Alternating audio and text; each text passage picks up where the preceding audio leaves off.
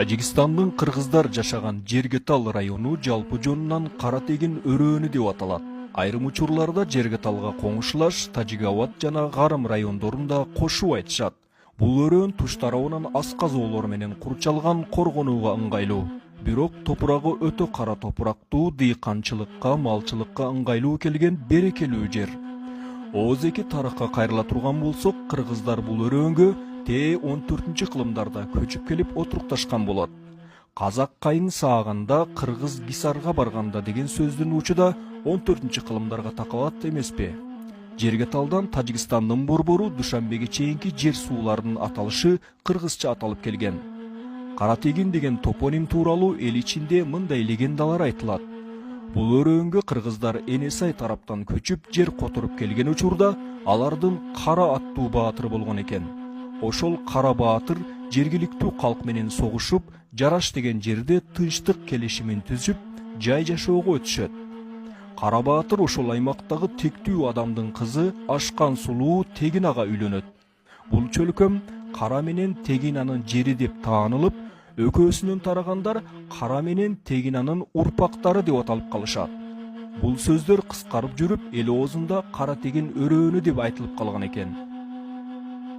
Каратегин Жергетал боюнча өтө көптөгөн тарыхый материалдар бар. Маселен, азыркы Тажикстан территориясына кирген Каратегин өрөөнүнө, Жергетал районуна кыргыздар качан баргандыгы туурасында Аристов, Арендаренко, Ошанин, Васильев, Кисляков, Бартольд, Григорьев сыяктуу тарыхчылар өз эмгектеринде жазышкан.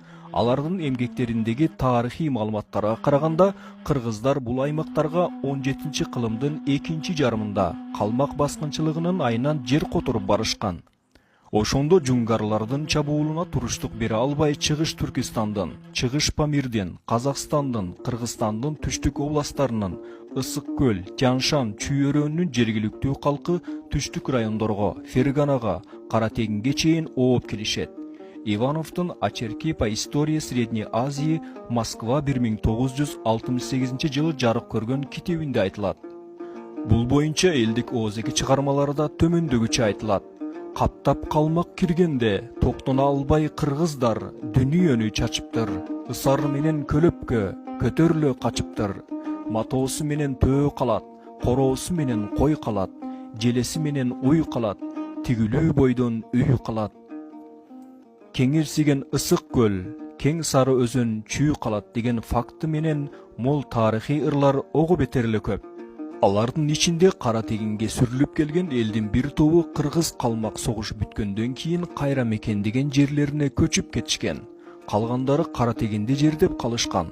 Азыр деле Адигенин Буйла, Бөрү, Жукту, Муңгуштун Сары, Көк жатат деген уруулардын кездешиши Сары багыштан көп урук, Ысар менен көлөпкө келбей тамам калыптыр деген элдик ырларды көңүлгө алса, өткөн тарых чындыгынын издери бир топ маалыматтарды берет.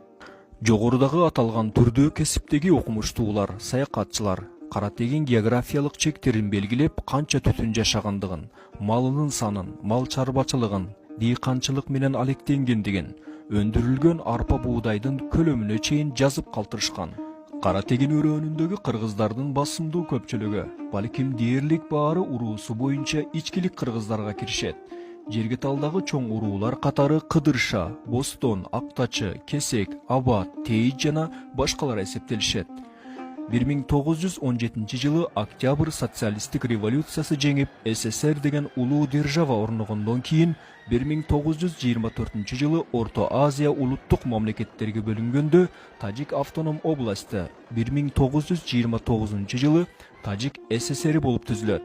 Ошондо жөнөкөй сөзү менен айтканда, коммунисттик партиянын политбюросунун чечими менен эл жашаган аймактар борбордон алыс болбош керек, кайсыл улут экенине карабай жакын турган республикага кошулсун деген буйрук чыгат. Мына ошол чечимдин негизинде Кыргызстандын борбору Фурунзеден 1200-1300 километр алыстыкта турган. Ал эми Тажикстандын борбору Душанбеден, мурдагы Сталинабадтан 340 километр аралыкта турган Жергетал району Тажикстанга кошулуп калган. Жергетал районунун негизги калкы жашоонун ыңгайына карап Кызыл суу, Көк суу, Мөк суу сыяктуу чоң дарыялардын жана башка ушул сыяктуу майда дарыя, өзөндөрдү, сууларды жээктеп конуп калышкан. Жери өтө кооз, мал жанга ыңгайлуу. Тоолорунда карагай, арча, кайың, ыргай, шилби, долоно, четинди, табылгы, жылгын, караган, чырканак, карагат, бөрү карагат жана башка бадалдар өсөт. Айылдарда мөмө жемиштен алма, өрүк, алмурут, гилас, кара өрүк деген түрлөрүн, мырза терек, бака терек, кара тал жана аябагандай чоң болуп өскөн чынар теректер өсөт. Тамаркасында жер жемиштин баардык түрлөрү өстүрүлөт. Жайлоолорунун көк кашка суулары, бетеге тулаң чөптүү жайыты, жанга да, малга да жайлуу. Дээрлик баардык дарыяларында форель, кызыл чаар деген балыктар бар. Алтын, күмүш, көмүр кендери бар. Көк суу деген дарыянын башынан Алтын дара деген жеринен алтын чайкашкан. Жергетал районунда жайгашкан айыл кыштактардын аталышы тээ илгертеден эле Кичи Карамык, Кылжуу жай, Ачык алма, Сары ой, Улама, Мукур, Дубана, Аксай, Жайылган, Кара шоро, Байлар тобу, Сасык булак, Сары кенже, Кара кенже, Кара сай, Кашат, Дамбырачы, Сары тала, Жаңы кайың, Кош тегирмен, Мөк, Сөгөт, Калдар, Миң булак, Депшаар, Жыланды, Ак мойноп, Балхы, Пешпилдан, Долоно, Жаңы шаар, Чар, Жармазар, Жол терек, Калта булак, Кашка терек, Кыргыз пилдан, Майдан терек, Орто пилдан, Чобой, Чоң кыргыз, Бүтөкөл, Сайрон, Көк мойнок, Чингак, Жараш, Каршы, Коргон, Кошой, Жергетал, Жолборсту, Жолболот жана башка деп аталып келген.